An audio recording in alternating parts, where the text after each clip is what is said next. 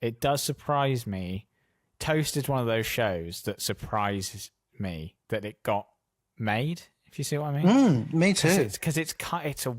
I love it because it's so kind of weird.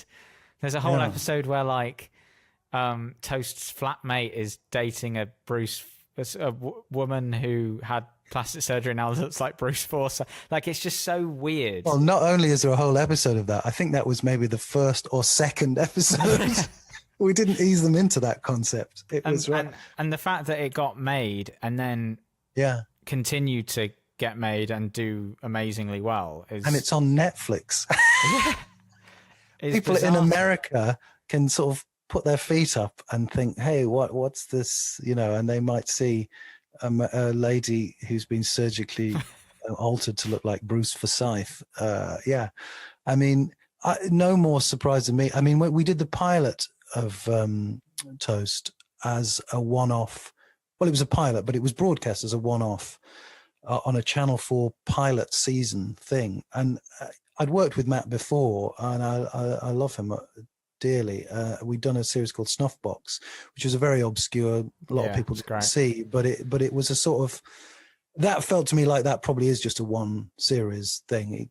What do you do with that? But with Toast, after we finished that pilot, I just thought, this is really fantastic. I would love to watch, this is the sort of program I love, but that probably means it'll never be made because, everything I really like never gets made, so I was really happy that they said, well, we're going to do a series, but I, like you say, I was really surprised that it did it. And then, then it got the second series, and the second series did really, I mean, I don't think it ever got massive viewing figures, but I think it had critical interest. And I think it's like a lot of the things that I've done that I really like most are the things that have a small but sort of obsessive following from people. They're the things that I really like.